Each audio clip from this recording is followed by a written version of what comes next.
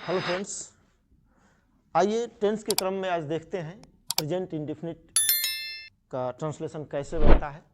तो सबसे पहले हम इसका हिंदी ही समझेंगे कि हिंदी हमारा प्रेजेंट इंडेफिनिट में कितने प्रकार से एक वाक्य को हम लिख सकते हैं। तो आइए सबसे पहले देखते हैं प्रेजेंट इंडेफिनिट।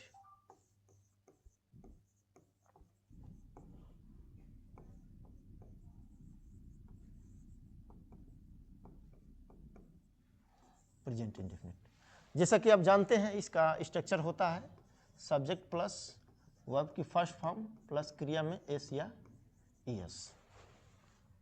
थोड़ा सा एक परिचय इसमें देना चाहेंगे कि जो हमारा एस या ईएस है वह कब लगता है। तो सबसे पहले तो जान लीजिए कि यदि हमारा सब्जेक्ट सिंगुलर है, ठीक है, सिंगुलर है, तो उसके साथ जो है कि हमारा जो है कि एस या ईएस जो है कि लगता है, एस या ईएस, ठीक है। और यदि सब्जेक्ट हमारा प्लूरल है तो उसके साथ हमारा एस या ईएस नहीं लगता है, ठीक है, यही मेन है। अब एस कहाँ लगता है और ईएस कहाँ लगता है, इसके लिए एक पॉइंट यह है कि यदि हमारा जो है कि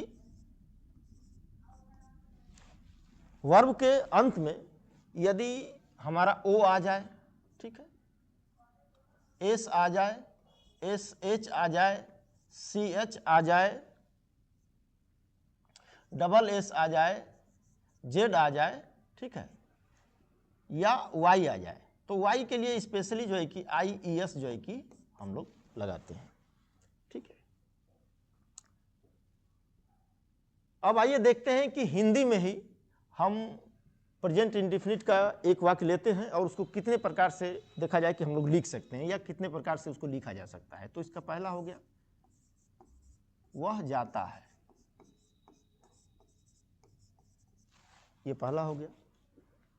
इसको दूसरे प्रकार से हम लिख सकते हैं, यानी दूसरा वाक्य हमारा हो जाएगा वह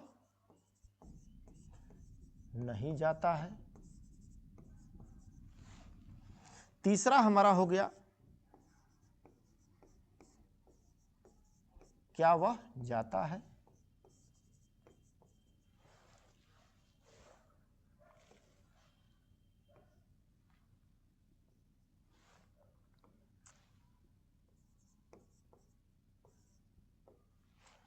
चौथा हो गया हमारा क्या वह नहीं जाता है। पांचवा भी हमारा यही होगा क्या वह नहीं जाता है। इस पे थोड़ा सा ध्यान रखिएगा। उसके बाद छठा है हमारा वह कब जाता है। सातवां हमारा वाक्य हो जाएगा वह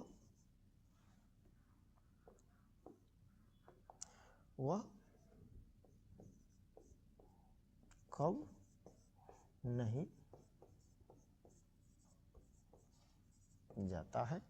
आठवां भी हमारा हो जाएगा वह कब नहीं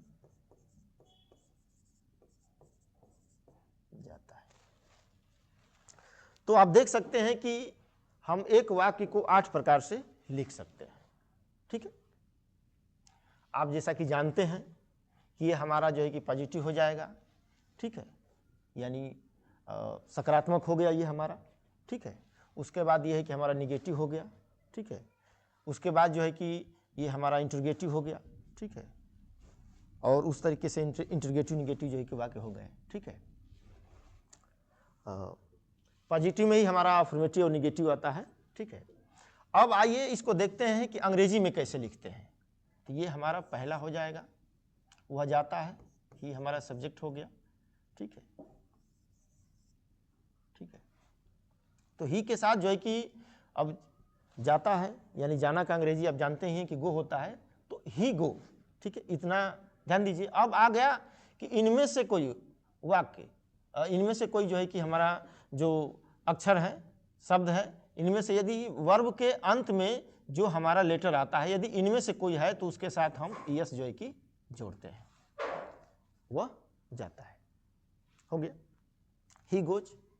दूसरा है हमारा वह नहीं जाता है,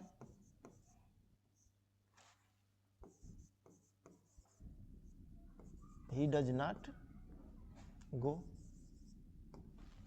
वह नहीं जाता है। ध्यान रखिएगा, यदि हमारा सब्जेक्ट सिंगुलर है तो उसके साथ जो है कि हमारा जो है कि हेल्पिंग वर्ब जो है कि डज आएगी, और यदि प्लूरल है तो उसके साथ हमारा डू जो है कि सहायक क्रिया आएगी। वह नहीं जाता है, क्या वह जाता है, ठीक है, डज ही गो। क्या वह नहीं जाता है,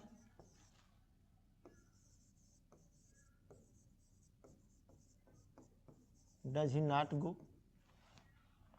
क्या वह नहीं जाता है, यहीं पर जो है कि थोड़ा सा एक अलग वाक्य नजर आता है हमको, जैसा कि हिंदी में तो एक ही है लेकिन अंग्रेजी में यह थोड़ा सा डिफरेंट जो है कि बनेगा। ये हो जाएगा हमारा डजंट ही गो, क्या वह नहीं जाता है। इसको एक्चुअली जो है कि ये है, और हमारा जो है कि 8वां वाक्य, ये दोनों वाक्य आएगा जिसको हम मॉडर्न इंग्लिश कहते हैं। मॉडर्न इंग्लिश का मतलब जो है कि नाउ डेज हम लोग प्रयोग कर रहे हैं, आज के जो भी हमारे ग्रामरियन हैं, जो नए लेखक आ रहे हैं, वो प्रयोग कर रहे हैं। आइए 6ठा वाक्य देखते हैं, वह कब जाता है, ठीक है।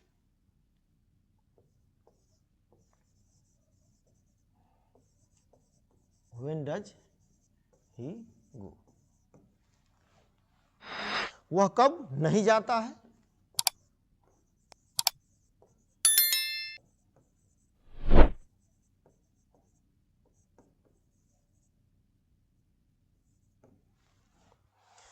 आठवां जो है कि हमारा बनेगा इसी तरीके से 5वें के तर्ज पर।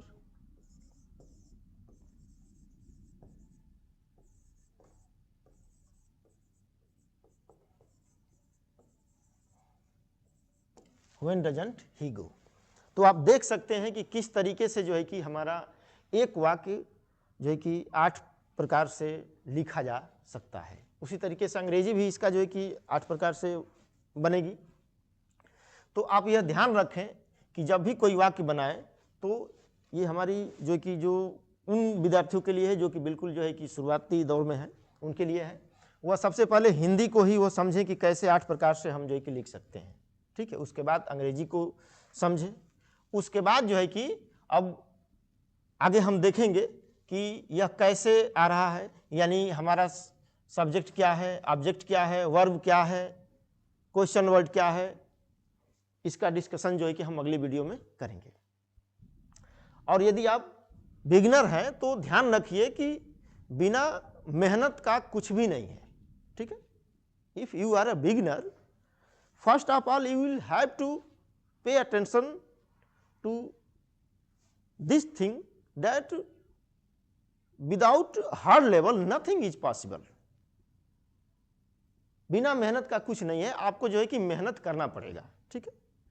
You will have to give much time to your studies, because if you want to do something different from others, first of all you have to pay attention to your studies, whatever the teacher are going to teach you,